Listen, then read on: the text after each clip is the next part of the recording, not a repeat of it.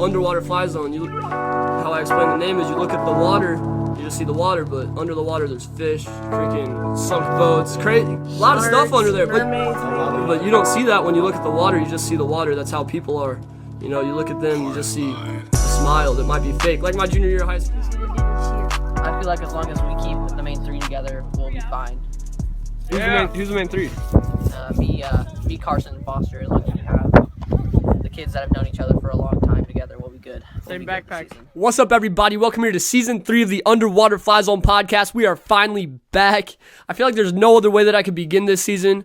The season that's dedicated completely to mental health, suicide awareness, and diving deep into the stories of what make every guest that I will have on the season who they truly are, getting deep into the underwater fly zone, the stories that nobody knows about us, but these are the stories that make us who we truly are, the deepest stories of our life. I feel like there's no other way that I could begin this season without telling y'all my story, and I've gotten into it a few times, actually a lot of times on this podcast before, but I feel like I've never told it in just a raw, genuine, complete, just the real depths of the story. I haven't told you in the raw form, and I haven't had an episode completely dedicated to this, so I really there's no other way I could begin this season without doing that. So I think a big date to remember of this story is April 23rd, 2017. That's a huge day in my life, huge day in many lives of the people around me. But the story doesn't begin there. I want to begin this story on the first day of school of second grade for me, and it was the first day of school of kindergarten for my little brother Carson. So we get on the bus, go to school, and then we're coming home. So the school day went by, we're coming home, we're on the bus, me and my brother sat together, and there was this crazy kid, this out of control kid. There was those little kindergartners that would just hop over seats and just go nuts. Yeah, this kid was that type of kid. So this dude just hopping over seats, out of control, and I don't remember if this is completely true, so don't quote me on this, but I'm pretty sure he was told to stay in his seat when he landed with me and my brother. So some way or another, me, Carson, and this kid all sat in the same seat, 3 to a seat. That's crazy to think about now, like sitting 3 people to a seat in a bus, but anyways, we were little kids, real tiny. This kid was in kindergarten, my brother was in kindergarten, and I was in second grade. So we're sitting there, and we realize we all have the same exact red backpack. This red backpack, we all had it. It was I don't know, back then when you have a similarity like that, you just kind of become friends, It's that easy. We were so young. We all had the same red backpack? All right, we're friends, So we became friends, and we realized he lived 2 streets over from us. There was a street in between, so maybe, is that 1 street over? I don't know. He lived real close to us. And so my brother wanted to hang out with him. They're both in kindergarten. So he came over, and my mom and his dad learned something about each other. They learned that they both grew up in the same hometown in Waterloo, Iowa, which is crazy. If you think about this, we live in Kansas City, more specifically Lee Summit. We live in Lee Summit, Missouri, which is 5.5 hours from Waterloo, Iowa. My mom made the decision when she was out of college, I'm pretty sure, to move to Kansas City. And then she met my dad, whatever, story continues from there. But it's just so crazy that they grew up in the same town and 5.5 hours away. My mom went to Kyle's dad's donut shop. The kid's name was Kyle, by the way. My mom went to Kyle's dad's donut shop or something like that. Maybe Kyle's dad's parents' donut shop, whatever. It was so weird how it worked out. My mom and his dad grew up in the same hometown so far away. So there was a similarity. And from that, we actually became family friends with them. In our neighborhood, we have a lake, a little neighborhood lake, and you can take boats out on it. So we had another family friend called the Hadleys. So the Hadleys, the Huggins, and the Lizers, we would all tie up on the lake, have little parties on the weekend, have a great time. And they really became like family friends to us. And when you say family friends, it was like they were family to us. I think of them like my cousins. Like the Hadleys, I think of Doug and Denise Hadley, the parents of the Hadleys. I think of them as like my aunt and uncle. And then the Lizers, same to them, my aunt and uncle. That's how I view them. So it was really like they became family to us. But then the Hadleys ended up moving to Kansas, and then the Lizers actually got a divorce. So it was a whole, it just kind of went away. It was great while it lasted, but it ended. But we still had that family feel. And I wasn't as good of friends with Kyle because Carson and Kyle were in the same grade. And I had my own friends, the Maggie Hadley and Lauren Lizer or whatever. So I was friends with them. I I was always friends with Kyle, but it was never like that until my summer of 8th grade, going to my freshman year of high school. I decided to make a wiffle ball league with my friends. Shout out the Ranger Wiffle Ball League. If you follow me, pay attention to my life, you know about the Ranger Wiffle Ball League. So shout out the Ranger Wiffle Ball League. But we made it in that summer going into my freshman year of high school. And this is when me and Kyle became really close because I drafted him to my wiffle ball team. By the way, this league is really serious. Like we take it very seriously. This league is a big deal. So we would practice. We played out the whole spring training, regular season. Even won the World Series that year. It was like a big deal. It still is a big deal. It's still around, but this league meant a lot to us. And then in the off season that year, so my freshman year, after school, me and Kyle and my brother Carson would play wiffle ball after school every single day. And I'm not even going to let Carson get away with this. Carson would be lacking sometimes. Carson did not always want to play with us. So a lot of times it was just me and Kyle in the backyard. Carson would come out for a little bit, but this is when Kyle went from like the family friend kid to like my best friend, because we shared the same interest. I'm telling you guys, I was so obsessed with this wiffle ball league that I would go to school, not really even talk to anybody, just be thinking about after school when I could play wiffle ball. So literally after school every day, me and Kyle were playing. One day specifically I remember there's this field in our neighborhood called the Lot. It's an empty lot that they just never built a house on in the middle of a bunch of houses. It looks like the Sandlot. But anyways, me and Kyle went out there at 9:30 a.m. and we skipped lunch, dinner, everything. We stayed out there till the sun went down playing one-on-one against each other. There was some neighborhood kids that pulled up throughout the day and just, stopped by for a little bit. But me and Kyle stayed out there, I can't do the math, but for over 10 hours playing wiffle ball with each other. That's just the type of stuff we would do because, like I said, we shared the same interest. And at this point, this kid was my best friend. He may have been 2 years younger than me, but he was my best friend. And aside from wiffle ball, we would do stuff like when he'd stay the night, me, Carson, and Kyle would play Hot Wheels. So we have just a ton of Hot Wheels that we accumulated just throughout the years. And we do a draft, all right? So we would do a draft, put them in the little track chute, and drop the thing. The Hot Wheels would go down. There would be one car left standing, and you'd have a whole team, and we do like a whole March Madness bracket tournament. So if you won the tournament, if one of your cars from your team was the last standing, you got huge bragging rights. I'm pretty sure Conlon Downey came over once. That's Kyle's stepbrother. He came over and played with us once too, so I don't want to forget to mention him. But that was just something we loved to do. We just loved having like fun like that. We were not into anything, hardcore. We were just into having fun, playing Hot Wheels, playing wiffle ball, or going on bike rides and just innocent fun. We were just kids. I mean, I was a freshman in high school and he was, I think, 7th grade. So, and Carson was 7th grade. So we were just kids having fun for real. And then some more stories that I just want to say. He came to the Mayor tree lighting with us one time, which is like Lee Summit's big Christmas celebration where they light the whole downtown up with Christmas lights. That's like a family tradition that my family does, but he came with us that time. And when I tell y'all, this kid started to become a brother to me. He really did. I didn't view him as a friend. I viewed him as a brother. My friend Spencer Harris once asked me when Kyle was still here. Spencer asked me one time, he said, Foster, who are your top 5 best friends? Just because, sometimes you have those conversations with people. But I told him my top 5, and he was like, you didn't say Kyle. And I was like, yeah, I don't view Kyle as a friend. I view Kyle as a brother, because that's how it was. He was a brother to me. Like, I didn't call him my friend. I called him my brother, even when he was here. But anyways, moving on to April 22nd, 2017. This, as I told you, April 23rd was the date to remember. But April 22nd, the day before April 23rd, this is in 2017. I was 16 years old, and I was a sophomore in high school. Kyle calls me, and he says, we were going to hang out this day, and I just got my car, so it was dope. And he was like, bro, come pick me up, and when you get close, turn your music off and roll your windows down. So I was pulling up to his house, and I did it about right when I got to his street, and I hear the song Hell's Bells by AC/DC just blaring from his house, and I was like, this dude is just like not getting in trouble for this? I mean, the music was so loud, he could have got a noise complaint, but I went into his house, and we were just jamming out the Hell's Bells, me and him, ears nearly bleeding, and his dad pulls up.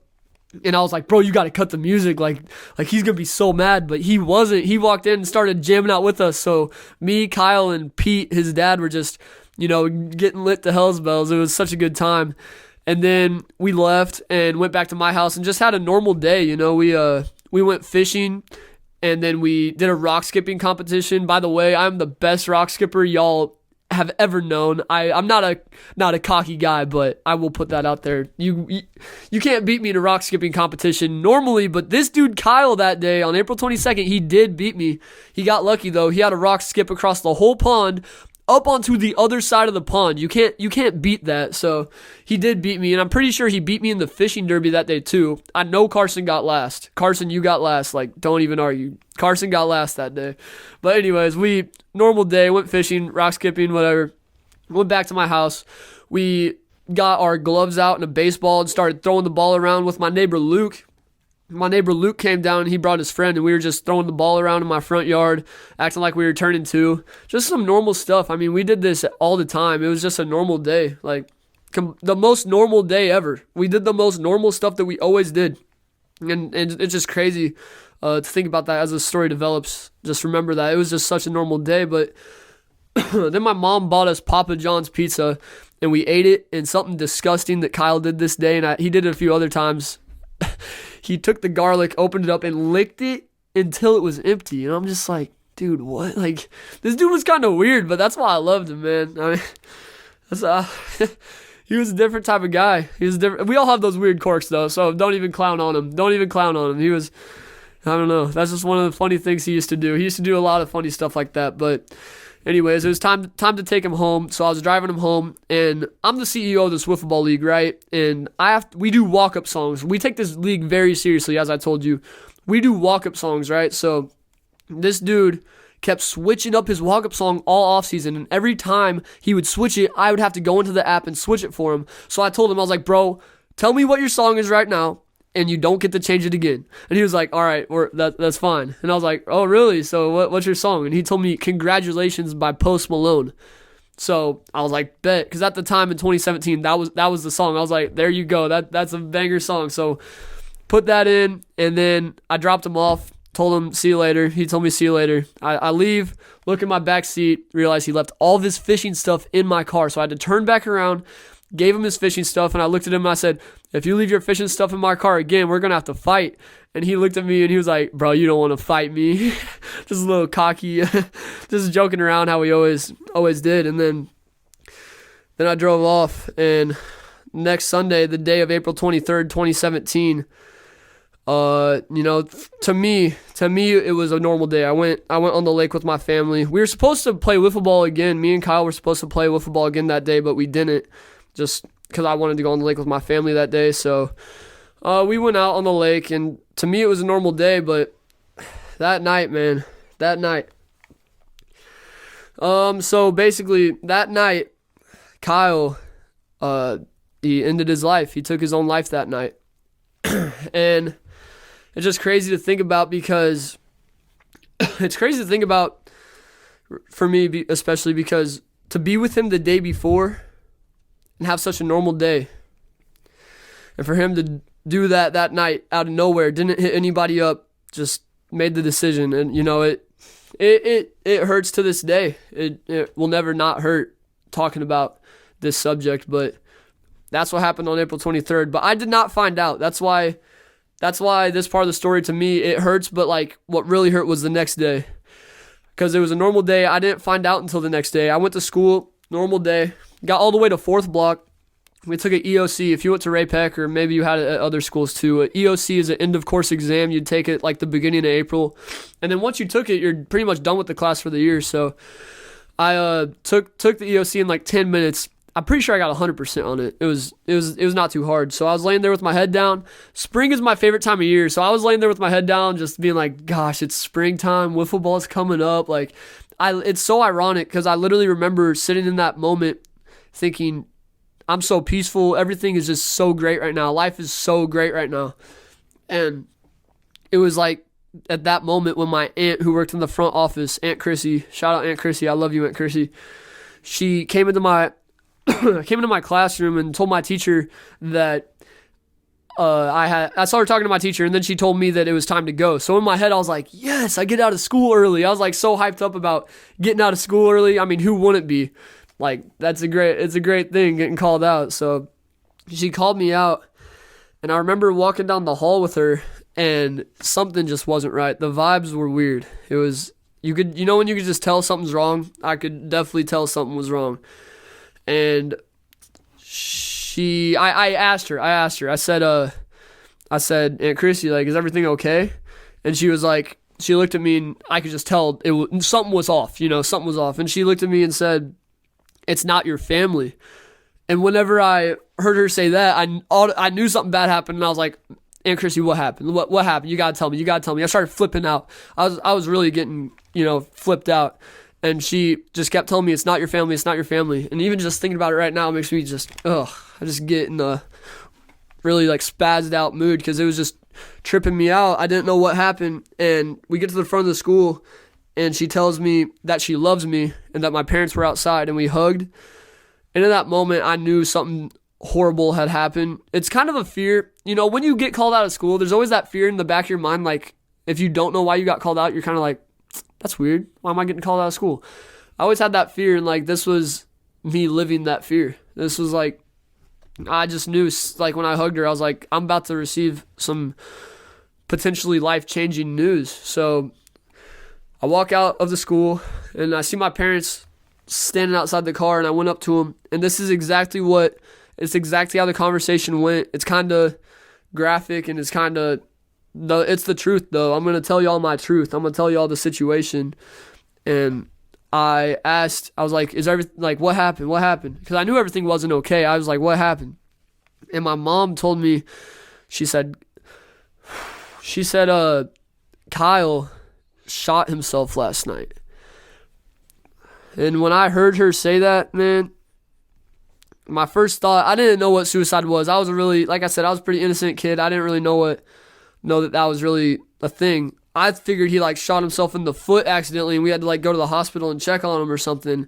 And it was like, I figured he might have like maybe lost a leg or something. Like, never thought it was intentional or anything like that. So when she said that, I was like, is he okay? Like, do I gotta get, like, is it worth leaving school? Like, cause I don't like missing class. I never liked missing class. I've never missed a class in college, by the way, but it's cause I just don't like missing class. I was asking her, I was like, is it worth leaving school for? Like, is he alright? And, I remember my dad looked at me, and he was like, no, he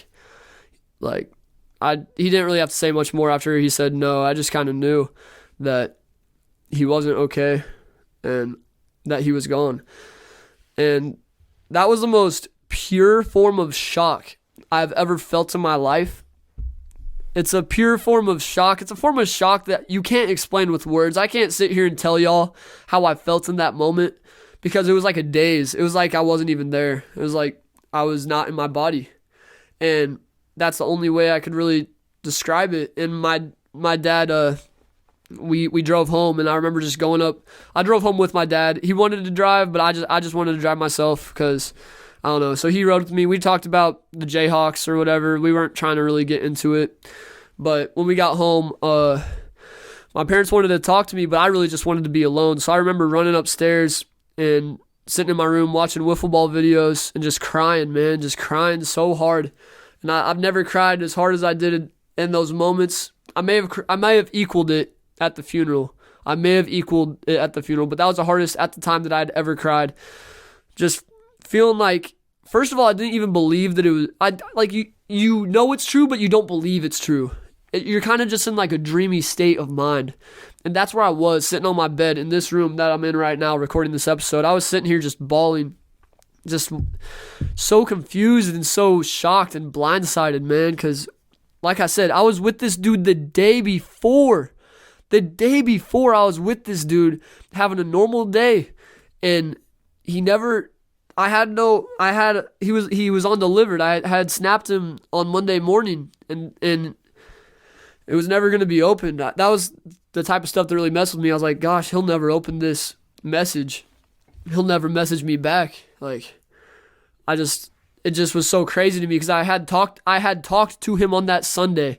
That Sunday, I made a post on the Rain Tree Football League Instagram page saying family, and it was a picture of all the boys together, and it said family on April 23rd, 2017. It was just, I can't even describe like how crazy, because that was before I even knew any of this, and it was some people feel as if suicide is a selfish thing. Some people feel as if people get mad at the person who committed suicide. I just want to say, you don't understand. You don't understand what they were feeling in that moment. You will never understand what they were feeling in that moment unless you were to do it yourself. That they were at a certain low that you have never experienced. So I don't want anybody hating on people that make this decision. It's a horrible thing to do. It's the worst thing to do. That the worst thing you could ever do is commit suicide. But you can't talk down on these people because you don't understand, man. And I really looked at this issue as I looked at myself and I was like, was I not a good enough friend? I started beating myself up. I was like, what was I not enough? Like, I just had all these horrible thoughts. But then I was like, you know what? I will never know where he was. I will never know where he was mentally that night. I can't sit here and judge him for the decision he made. It is the worst decision. It has forever changed my life. But I can't be mad at him for that, because that would just be more hurt in my heart. I had to just find forgiveness, and this didn't happen overnight. So I just want to get back on track here. I was sitting in my room crying, and I ended up that day I went up and played basketball with my boy Jackson. Me, Carson, Kyle, and Jackson towards the end of Kyle's life really got into playing basketball in his driveway. It was a great time, but Jackson got called out of school too because of the situation. So we were all just playing up there, just crying, shooting hoops. And then I remember going to tennis practice that day because I had one of my boys' tennis rackets in my trunk. I played tennis in high school, by the way. Wasn't too good, but I played. Anyways, I had this dude's tennis racket in my trunk, and he needed it. So I was like, you know what? It gets my mind off it for a minute. I remember walking up to the team, giving him his racket. No one besides him, no one else knew what had happened. And they saw the tears in my eyes and were like, what happened? And I told him, I was like, my best friend just killed himself. And I remember just hugging dudes, just crying. They had tears in their eyes. They didn't even know who he was, but just seeing me in that much pain just brought emotion upon them. And it was just a tough night. But I decided to go back to school that next day because I had a tennis match that night. And I was like, I want to play this match. I don't want to sit here and just be sad all day. So I went and played this match, but here's the thing, that on the bus ride there, I was crying with my hood up. At the time, I don't really care now, but back then I really didn't like people seeing me cry. So I had my hood up on the bus, just crying. No one knew. And then I got on the court, and I just so happened to be playing on the primetime court with bleachers all around it, the court that everybody was watching. So I'm sitting there warming up with my friend Wesley, who was my doubles partner this day, just crying, and he looked at me, and he could tell I was crying, and he looked at me and he was like, "Are you good, bro? Like, are you all right?" And I was like, "Yeah, bro, let's just win." And we did win. We beat Blue Springs High School that day. We won the match. And I remember after we won, I like patted my chest and like pointed up to the sky, and I remember thinking like, "This is for you, bro. Like, that win was for you." And that was the first time in my life that I had ever tributed Kyle.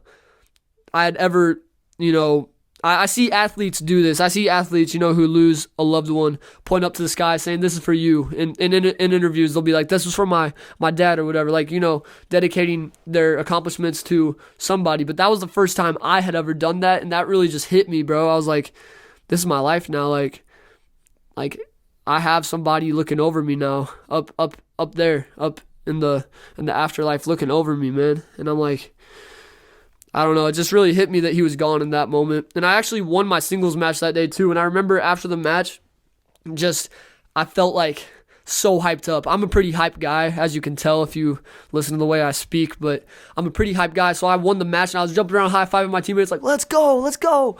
Just so hyped. And everyone was kind of excited to see me be like that because they're like, all right, like Foster didn't let this defeat him. And I even felt like, I'm not going to let this defeat me, like let's go. But I didn't know at the time that it wasn't that easy. I didn't ever really get over this for about a year later, but not to get ahead of myself, I'll get into that. But the visitation was that Friday night, and I remember going there, and that was the first time in my life that I had so many people see me cry. And that's when I truly just accepted, like, you know what, this is the worst situation I've ever experienced, and people are going to see me cry, and that's okay. It's okay to feel emotion. And I told myself that night when 1,000 people were there watching me walk around hugging people, just bawling. I remember my friend Zane Lady, my next door neighbor growing up, and he would come over and play wiffle ball with me and Kyle and Carson back in the day. But I remember when I hugged him, man, like, it was just, I don't know. It was like a feeling of comfort, because I was like, someone else truly understands what I'm going through. Because I had been so closed off. I wasn't talking to my parents about this situation. I wasn't even talking to my brother.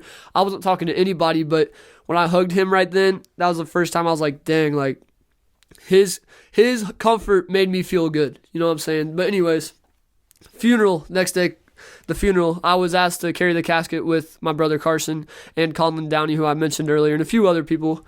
But I remember when it was time to carry the casket, standing up, walking it out, and just thinking, like, Kyle's body is in here. And, like, this is the closest I will ever be to him ever again. And I remember just bawling so hard carrying this casket. I was, like, weak. I could barely hold the thing. But we got in the car. We got it into the car, and that was just such a tough moment in my life. It really, I think back to that moment a lot, and it was just, I'm so glad they asked me to carry it. I am, and it was just really tough. You know what I'm saying? But we get to the gravesite, and it's raining like it has never rained before. I'm telling you, it was pouring like someone took a bucket of water and just dumped it on your head. It was coming down. Anyone that was there can back me up on that. It was raining so hard that day, and I felt like that was a sign. Like, it was just like just the end of the worst week of my life, a horrible week that it was just a daze. Like, it was just such a daze, man. And just thinking back to that, it was just like, it was like, this is it. Like, it was like a movie scene. That's the only way I could describe it. It was like a movie scene for real. And we picked up the casket out of the car, and I was moving it, and there's a little, like a 1800s gravestone that was really tiny, and I, like, accidentally, like, tripped over it. We didn't drop the casket, obviously. There was 6 other people holding it, so it was fine. But I remember tripping and a bunch of people seeing me as I'm bawling in the rain, just a mess. And I remember thinking, like, how could it get any worse? I just never wanted to leave that gravesite whenever they were, after everyone started to leave. I just never wanted to leave, because I was like, once they put him in the ground, like, I don't know. Once they put him in the ground, it's like, it's over. And then we left, and I don't even remember too many details for the next couple months after this happened. I don't really remember too much. I just remember every single day being eaten up, thinking about horrible thoughts that I don't even want to get into some of the thoughts I was having just about the situation on air, but I was having so many haunting thoughts. I couldn't sleep. I would have Kyle come to me in my dreams, and I'd wake up, and it'd be like, I thought it was real. I thought he was back, and then I'd wake up, and it's like this is a reality. And just having to accept the fact that he truly was gone, having to accept the fact that he died by suicide as well, because I'd always say that it was an accident. He accidentally did this. But when I truly came to terms that it had to be on purpose. It couldn't have been an accident. When I truly came to terms with that, accepted that he was truly gone, I think that was probably the hardest day of my life. I can't remember an exact date. I know it was at least 10 months after the funeral. I mean, there was months on months of me just feeling like my life was a dream, feeling like this was all fake. I didn't even know what life was anymore. I was so lost and couldn't grasp the situation. Because like I told y'all, I was such an innocent kid. I had never really experienced anything like this. So for this to happen, I just couldn't grasp the situation. It just kind of ate me up. But whenever I accepted it for what it was, then you get the thoughts of like, yeah, he committed suicide, but why? Like, you don't know why. To this day, I do not know why. And I will never know why. I will never know what happened. No one will ever know what happened. And if they do, I mean, I won't ever know. I will never know what happened that night, what was going through his head. No one can know that. No one can know the depths of what he was going through besides him.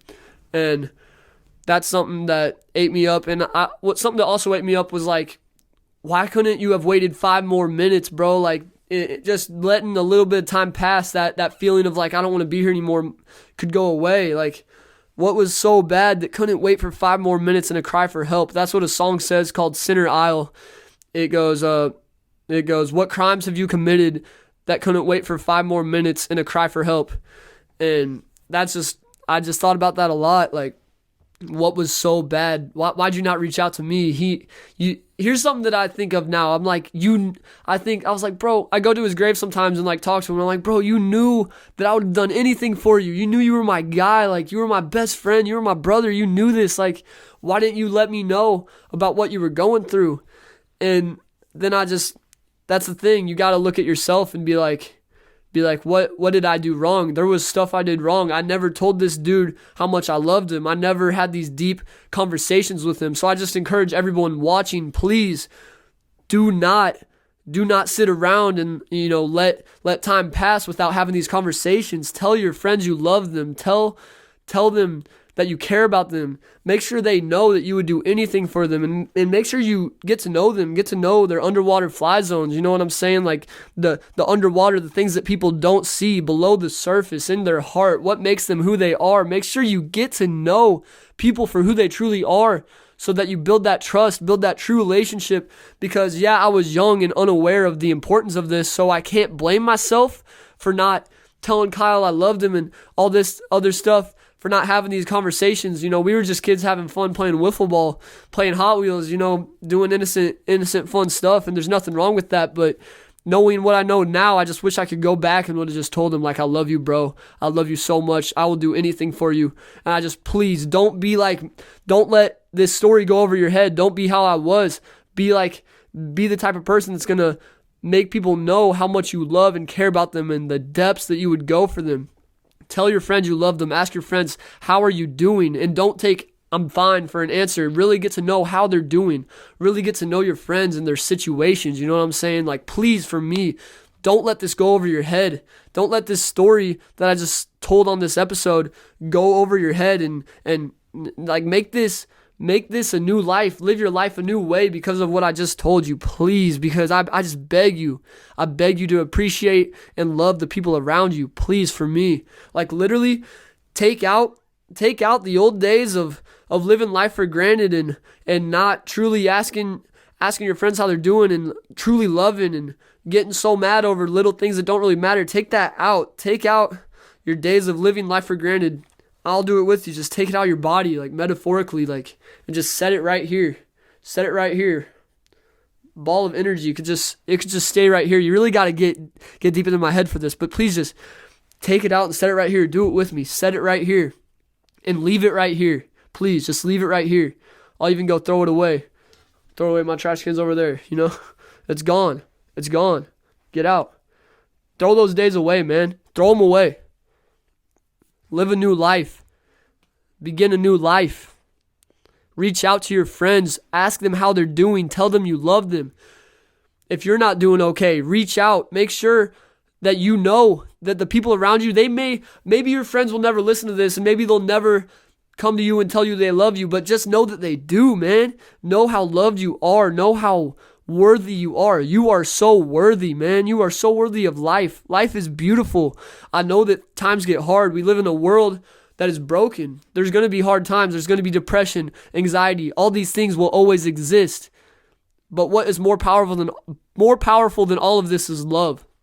And just know that your friends love you. And if you feel like you have no friends that truly understand you, you got me. I may not understand you, but I'm willing to.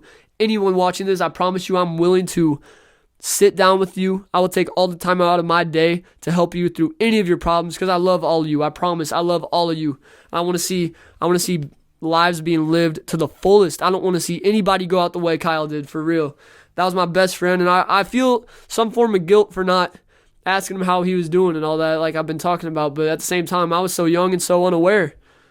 And if I would have had someone tell me a similar story to this, maybe I would have reached out. So please don't let this go over your head. Take action on this right when this podcast ends.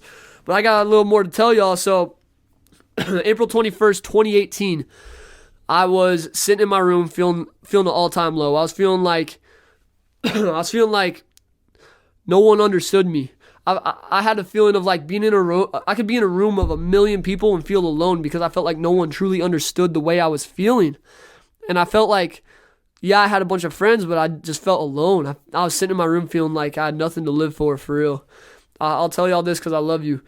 That was my rock bottom that night. I felt like, I don't know, I just felt like I had nothing to live for. I was editing the 1 year Kyle video, just feeling so sad, man. Just feeling like, just having all those thoughts and all that pain built up inside of me. I'm putting into this tribute video that I made for him to drop on the 1 year anniversary. And it was about 2:30 a.m. and I was like, I just don't care about anything anymore. And I don't think anybody cares about me. I just started telling myself that nobody loved me, nobody cared about me. And as I'm sitting there, truly just not wanting to be alive, something spoke to me. And it said, why are you feeling this way when your parents are laying downstairs asleep right now and you know they would do anything for you? You know how much they love you. What about even beyond your parents? What about your grandparents, your aunts, uncles, cousins? What about your family? What about your brother? What about your friends that you've been friends with from day one? What about all these people? I just started being told like, dude, you are loved. They might not understand the depths of your pain, but they love you. So I just ran downstairs. My mom I don't even know if I've told my mom this before, but I hugged her and just started crying on her. And I was like, I love you. I just started crying. And I think I woke her up and she just hugged me back. And after I was done crying for a minute, I was like, all right, and I just went to bed. And that was it. I just went to bed. And that's what I think so much. I'm like, I'm so glad I just did that and went to bed. I just wish Kyle would have done the same. I just wish he would have gone to bed that night instead of making a permanent solution. Because what suicide is a permanent solution to a temporary problem. Every problem you have in your life is temporary. I promise you. Time heals all wounds. I know that's a cliche saying, but it's so true. Time heals all wounds. So please, don't make a permanent solution to a temporary problem. Your problems will pass. There is always going to be sun after a hurricane. Hurricane comes in, destroys the whole city. But then the sun comes out and it's time to rebuild. Stay around for the rebuild. I promise you. Because the rebuild will be the best time of your life. The rebuild for me, after that night, realizing that I was that low, the rebuild for me was the best time of my life. And what gives me chills about that night on April 21st was there was a kid by the name of Lance Hayes who passed away from suicide that night. And that just is crazy to me because I never would have followed through, but I was feeling very like I didn't want to be here. But so to have someone pass away from suicide that exact night was insane to me. And I remember I knew his cousins. I was a very shy kid, not very well known, but his cousins, everybody knew him. Everybody loved him. And part of me didn't want to reach out to them, but the other part of me was like, I have to. So I debated all day. Do I reach out to them? Do I not?